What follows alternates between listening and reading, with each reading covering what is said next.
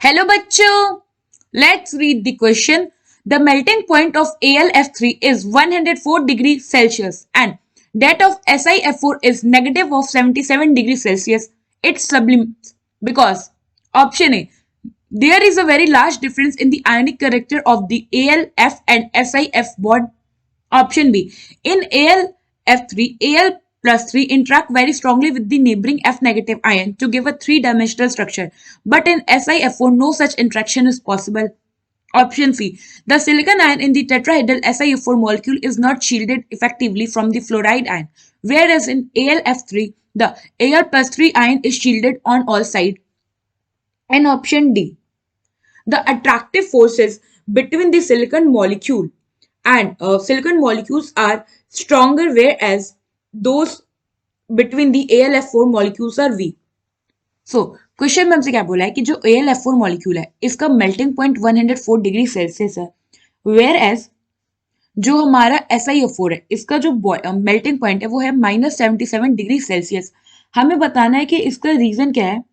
तो होता क्या है, सबसे पहले अगर आप यहाँ पे हमारे जो मॉलिक्यूल गिवन है AlF3 एंड SiO4 को देखो, तो जो हमारा AlF3 है ये एक आयोनिक कंपाउंड है.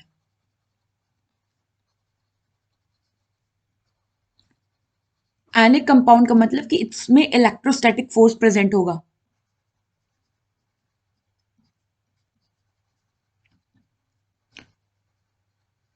इसमें क्या होगा, कैटायन और एनायन.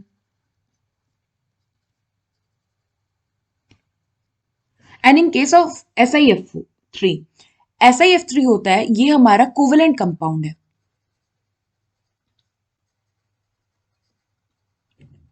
कोवेलेंट कंपाउंड है तो इट मींस इसमें कोवेलेंट बॉन्ड प्रेजेंट होगा.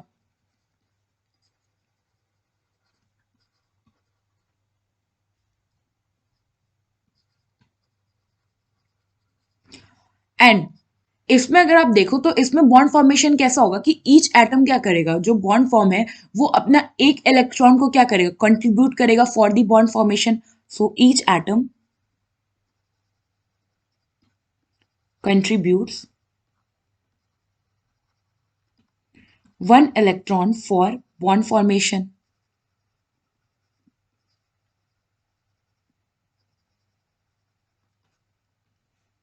Now, अब जो AlF3 है इसका अगर हम मेल्टिंग पॉइंट की बात करें तो ये होता है हमारे SiF3 से ज्यादा. ऐसा इसलिए होता है क्योंकि जो AlF3 होता है पहला तो आयनिक कंपाउंड है और दूसरा की ये इस ये क्या करता है, 3D अरेंजमेंट में खुद को फॉर्म कर लेता है. मतलब खुद को 3D अरेंजमेंट के फॉर्म में अरेंज कर लेगा. अब आप ऐसे समझो कि हमारे पास एक नॉर्मल, एक सपोज एक स्ट्रेट लाइन कंपाउंड है और एक क्या हमारा 3 डायमेंशनल कंपाउंड है. तो ज्यादा डेंसर कौन होगा, ये आप कह सकते हो. ज्यादा मॉलिकुलर वेट किसका होगा और ज्यादा स्ट्रॉन्ग फोर्सेस किस में होंगे, 3D में. सो उसको अगर हमें मेल्ट करना हो तो हमें ज्यादा एनर्जी देना पड़ेगा. सो इसलिए जो हमारा AlF3 है उसका मेल्टिंग पॉइंट SiF3 से ज्यादा है. एज वेल एज जो हमारा AlF3 में Al प्लस 3 है ये बहुत ही स्ट्रांगली अट्रैक्टेड होता है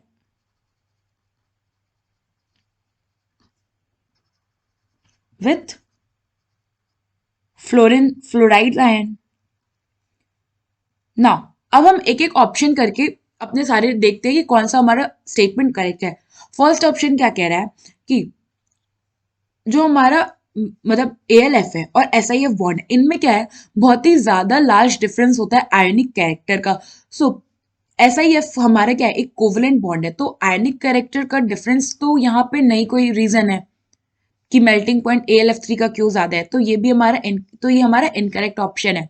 ऑप्शन बी में क्या कह रहा है कि इन AlF3 Al जो है बहुत Al+3 बहुत स्ट्रांगली अट्रैक्ट करता है F नेगेटिव आयन के साथ और ये 3 डायमेंशनल स्ट्रक्चर देता है. बट SiF4 जो है इसमें कोई ऐसा इंट्रैक्शन पॉसिबल नहीं है.